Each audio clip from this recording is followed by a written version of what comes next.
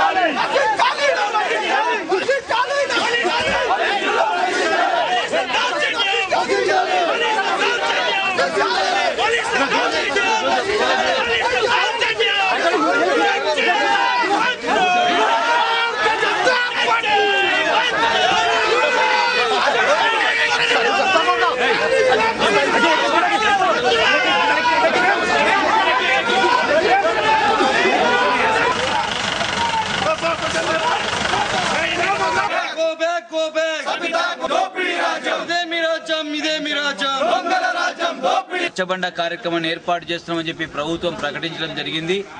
ఈ ప్రభుత్వ ప్రకటనను నిరసిస్తూ భారతీయ జనతా పార్టీ మహేశ్వరం నియోజకవర్గంలోని సరూనగర్ మండలంలో రచ్చబండ కార్యక్రమాన్ని అడ్డుకోవాలని చెప్పి నిర్ణయం తీసుకోవడం జరిగింది. ఏదైతే మహేశ్వరం నీటి వ్యవస్థ కానీ, ఇళ్ల పట్టాలు కానీ, రేషన్ కార్డులు కానీ, అదేవిధంగా మీర్పేట, జిల్లెలగూడ, పహాడీ షరీఫ్, కొత్తపేట, బాలాపూర్ ఈ యొక్క గ్రామాలను అటు గ్రామ పంచాయతీలు కాకుండా ఇటు మున్సిపాలిటీ కాకుండా నిర్వీర్యం చేస్తూ అక్కడి ప్రజల్ని అనేక విధాలుగా అయోమయానికి గురి చేసిన నిరసనగా భారతీయ జనతా పార్టీ ఈ యొక్క రచ్చబండ అడ్డుకునే కార్యక్రమాన్ని తీసుకున్నది. ఏదైతే గతంలో జరిగినటువంటి రచ్చబండ కార్యక్రమంలో అనేక సమస్యలు వేలాదిగా కుప్పలుగా దరఖాస్తులు వస్తే ఆ దరఖాస్తులన్నింటినీ కూడా బుట్ట దాఖలు చేసినటువంటి ఈ ప్రభుత్వ పాలకులు, స్థానిక శాసనసభ్యురాలు, అదేవిధంగా ఎంపీ జైపాల్ రెడ్డి గారు ప్రజలకు సమాధానం చెప్పకుండా, ప్రజలకు సమస్య పరిష్కరించకుండా మోసం చేసి మరోసారి కాంగ్రెస్ పార్టీ ఎన్నికల ప్రచార సభలుగా రచ్చబండ జరుగుతూ ఉంటే భారతీయ జనతా పార్టీ సహించే పరిస్థితులు లేదు. జూ పార్క్ లోని గంధం చెట్లను అక్రమంగా నరికి విక్రయిస్తున్న 2 ఇంటి దొంగలతో పాటు మరో ఒక వ్యక్తిని బహదూర్పుర పోలీసులు అదుపులోకి తీసుకున్నారు. బోని రాజు, శ్రీనివాసులనే కాంట్రాక్ట్ కార్మికులు గంధం చెట్లను నరికి తదనంతరం చంద్రాయనగుట్టకు చెందిన ఉస్మాన్ కు అమ్మేవారని పోలీసులు తెలిపారు. ఈ సందర్భంగా నిందితులను అదుపులోకి తీసుకుని 50,000 విలువైన గంధం చెట్లను స్వాధీనం చేసుకుంటున్నట్టు తెలిపారు. అతని ఫిర్యాదులో ఆగస్టు 28వ తారీఖు, ఆగస్టు 30వ తారీఖు 2 రోజుల్లో ఎన్జెడ్ నెహ్రూ జూలాజికల్ పార్క్ లోని 6 శాండల్వుడ్ ట్రీస్ ని గుర్తు తెలియని వ్యక్తులు కట్ చేసి తీసుకెళ్లారని చెప్పి కంప్లైంట్ ఇవ్వడం జరిగింది. సో అతని కంప్లైంట్ బేస్ చేసుకుని మేము కేసు రిజిస్టర్ చేసి ఇన్వెస్టిగేషన్ చేయడం జరిగింది. సో అదేవిధంగా రీసెంట్ గా కూడా ఒక చెట్టును కట్ చేసి పోయినట్టు మాకు సమాచారం ఉంది. బట్ కంప్లైంట్ అయితే వాళ్ళు రిటర్న్ కంప్లైంట్ అయితే ఎలాంటి కంప్లైంట్ ఇవ్వలేదు. మొదటి కేసులో మేము ఇన్వెస్టిగేషన్ చేస్తుంటే ఈరోజు ఈ కేసులో అనుమానితులైన బోయిని రాజు మరియు శ్రీనివాస్ అనే వ్యక్తులు మాకు ఈ కేసులో స్ట్రాంగ్ గా సస్పెక్ట్ చేయడం జరిగింది. అందులో 7 సంవత్సరాల నుంచి పనిచేస్తున్నారు వీళ్ళు అసిస్టెంట్ ఎనిమల్ కీపర్ గా. సో వీళ్ళని ఫస్ట్ నుంచి కూడా మేము అనుమానిస్తున్నాము. ఈ రోజు వాళ్ళని మా అదుపులోకి తీసుకొని మా పద్ధతిలో ఇంట్రాగేషన్ చేస్తే వాళ్ళందరూ ఈ 6 చెట్లని కట్ చేసింది మాకు చెప్పడం జరిగింది. 6 చెట్లను కట్ చేసి తీసుకెళ్లి ఉస్మాన్ అని మనకు చంద్రాయనగుట్టలో ఉంటాడు, ఇస్మాయిల్ నగర్ లో, అతనికి అమ్మినట్టు చెప్పడం జరిగింది.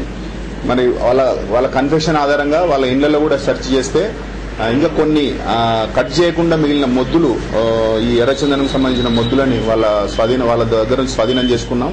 అట్లనే ఆ ఉస్మాన్ ని కూడా అదుపులోకి తీసుకొని అతని ఇంట్లో కూడా సెర్చ్ చేస్తే అన్ని పీసెస్ చేసిన ఎర్రచందనం ముక్కలు మరియు పౌడరు, తర్వాత కొన్ని అగరబత్తీలు తయారు చేస్తున్నాయి. ఇవన్నింటినీ కూడా మేము సీజ్ చేయడం జరిగింది. వీటన్నిటి విలువ మా లెక్క ప్రకారంగా 50,000 ఉంటుందని అనుకుంటున్నాం. మరి ఇది జూ వాళ్ళకు హ్యాండ్ ఓవర్ చేస్తాము. జూ వాళ్ళు దీని విలువ ఎంతనో వాళ్ళు లెక్క కట్టి చెప్తారు. ఈ ముగ్గురిని కూడా ఈ రోజు అరెస్ట్ చూపడం జరిగింది. రేపు కోర్టులో ప్రొడ్యూస్ చేస్తారు. మెడికల్ హెల్త్ డిపార్ట్మెంట్ పై సీఎం జీఓఎం కు ఇచ్చిన నివేదిక తప్పుల తడకని తెలంగాణ వైద్యుల సంఘం ఆరోపించింది. తెలంగాణ వైద్య భవన్ లో జరిగిన సమావేశంలో ప్రస్తుతం ఉన్న నిమ్స్, నిలోఫర్, ఉస్మానియా, గాంధీ, కాకతీయ ఆసుపత్రులు నిజాం హయాంలో ఏర్పరిచినవని స్పష్టం చేశారు. కార్పొరేట్ ఆసుపత్రులకు మేలు కలిగించేందుకు సీమాంధ్ర నేతలు వాటిని నిర్వీర్యం చేశారన్నారు. హాస్పిటల్స్ మీద మెడికల్ అండ్ హెల్త్ డిపార్ట్మెంట్ మీద ఇచ్చినటువంటి నివేదికని బహిర్గతం చేయడానికి సీఎం గారు ఇచ్చిన స్టేట్మెంట్ ఏదైతే ఉన్నదో అది తప్పు అని చెప్పేసి మేము మీడియా ముఖంగా ఈరోజు ఖండిస్తా ఉన్నాం. ఈరోజు తెలంగాణలో ఉన్నటువంటి government hospitals, Osmania general hospital, Gandhi hospital, Kakatiya medical college, MGM hospital, Niloufer hospital, chest hospital, Hyderabad లో ఉన్నటువంటి అన్ని హాస్పిటల్స్ కూడా నిజాం కాలం నుండి ఉన్నటువంటి ఆసుపత్రులే. సీమాంధ్ర గవర్నమెంట్ 1908లో నిజాం కాలం నుండి ఉన్నటువంటి హాస్పిటల్స్ ఏవైతున్నాయో Osmania general hospitals, Nizam hospital, బొక్కల దవాఖానా కూడా నిజాం కట్టిన హాస్పిటలే. సీమాంధ్ర గవర్నమెంట్ ఈ హాస్పిటల్స్ ని నిర్వీర్యం చేయడానికి మాత్రమే కార్పొరేట్ హాస్పిటల్స్ ఓనర్స్ ఎవరైతున్నారో ఈరోజు కిమ్స్ హాస్పిటల్ ఓనర్ గాని, అపోలో హాస్పిటల్ ఓనర్ గాని, గ్లోబల్ హాస్పిటల్ ఓనర్ గాని అన్ని హాస్పిటల్స్ కి సంబంధించినటువంటి కార్పొరేట్ హాస్పిటల్ వైద్యులు ఎవరైతున్నారో వాళ్ళు సీమాంధ్రకు చెందిన వారే.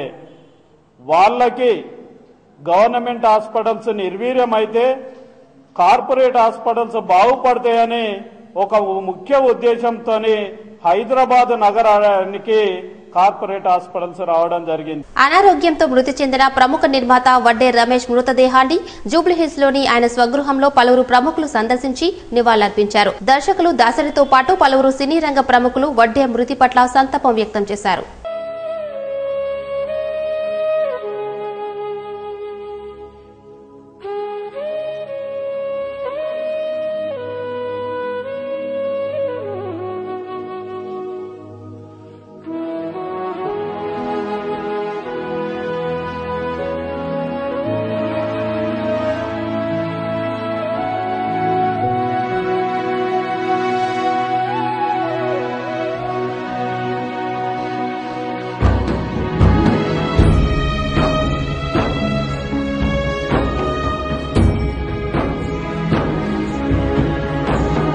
ఆర్టీసీ డ్రైవర్లకు అవగాహన తరగతులు నిర్వహించారు ఎల్బీనగర్ ట్రాఫిక్ పోలీసులు.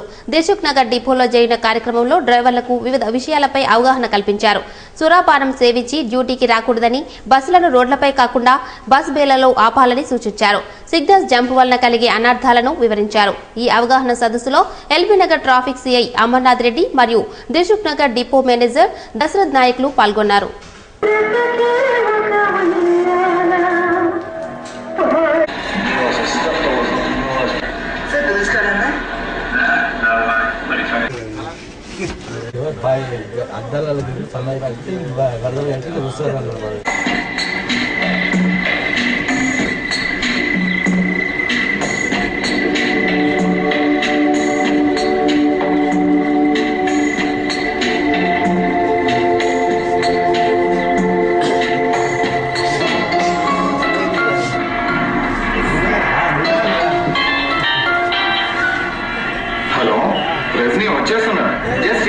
బషీర్బాగ్ లో ఉన్నాను.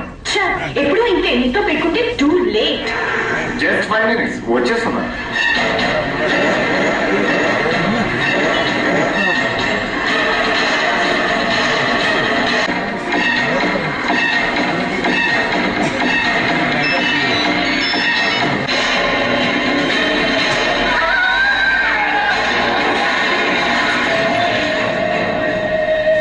ఎందుకోసం ఈ లెక్కించుకొని ఆ లేడీస్ కానీ ఎవరి కానీ బస్సులో ఎక్కిన తర్వాత వాళ్ళు సమయపాలన ఎక్కిన తర్వాత వాళ్ళ పిల్లలు బస్సులో ఎక్కిన తర్వాత ఎక్కడో తీసుకెళ్ళి 7 గంటలకు తీసుకెళ్ళి అత్యాచారం చేయడము, దోషులు చేయడం జరుగుతుంది.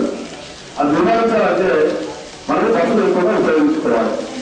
బస్సు ఆఫీసు బస్సు అంటే వేరే రూట్లో వెళ్ళదు, ఎక్కడైనా రూట్లోనే వెళ్తుంది. ఏ రూట్లో వెళ్ళినా ఆఫీస్ కోసం విలువ ఒక 10 మంది ఉంటారు.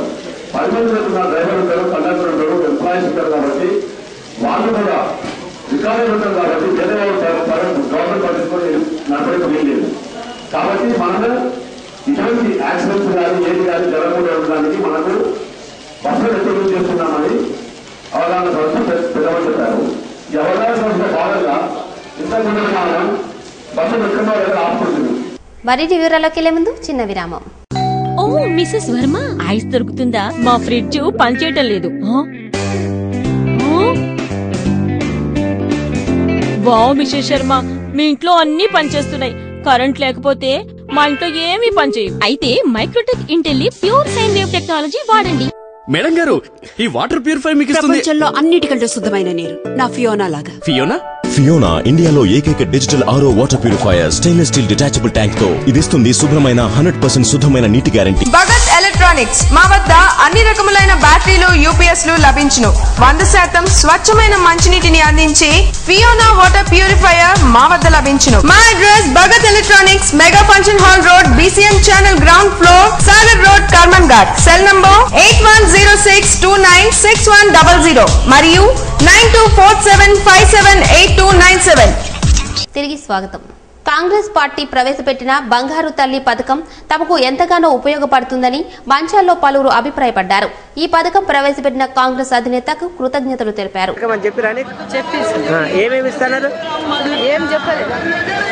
ఎవరు రావన్నారు ఇక్కడికి? ఏమని చెప్పారు? అక్కడ రావాలని చెప్పారు అంతే. చిన్నపిల్లలు రమ్మన్నారు, అంతేగాని బంగారు తల్లి పథకంలో ఏమి ఇస్తాను ఏం చెప్పలేదు. ఏం చెప్పలే. బంగారు తల్లి అనేది మనకు 2 లక్షల రూపాయలు వస్తున్నాయి. పుట్టిన పాప పిల్లలకు చంపేయడము లేక కొన్ని తండలలో పడేయడము లేక జరుగుతుంది. ఇలాంటి కాకుండా పిల్లలకు 2 లక్షల రూపాయలు ఇస్తున్నారు కాబట్టి పుట్టంగానే మనకు ఆడపిల్ల పుట్టాలనేది కోరిక కలుగుతుంది. ఇక ఇంతకుముందు అయితే ఆడపిల్ల పుట్టిందనే వాళ్ళకు భారం అనేది అనిపిస్తుంది కాబట్టి ఇప్పుడు మా అత్త ఇద్దరు అందరు దగ్గర రాకపోయేది. ఆడపిల్ల బంగారు తల్లి వచ్చిందనే మా బిడ్డకు 2 లక్షల రూపాయలు వచ్చిందని దగ్గర ఎత్తుకున్నా. ఇంత పాప బాగు పుట్టలేదని పడేసి ఇంట్లోకి రానిస్తూ పాప పుడితేనేమో మాకొద్దు మీ అమ్మ వాళ్ళ ఇంటికి వెళ్ళిపోరని చెప్పేది అన్నట్టు. ఇప్పుడు బంగారు తల్లి వచ్చిన స్కీమ్ కి మాకెంతో వరం లాంటిది. తమ సమస్యలు పరిష్కరించాలంటూ కనీస వేతనాలు చెల్లించాలని కోరుతూ Andhra Pradesh anganwadi workers helper association సభ్యులు కలెక్టర్ కార్యాలయం ముందు ధర్నా నిర్వహించారు. ఏఐటీయూసీ ఆధ్వర్యంలో జరిగిన ఈ ధర్నాలో వందలాది మంది వర్కర్లు పాల్గొన్నారు. వేతనాలు పెంచాలని, పని గంటలను తగ్గించాలని వారు డిమాండ్ చేశారు.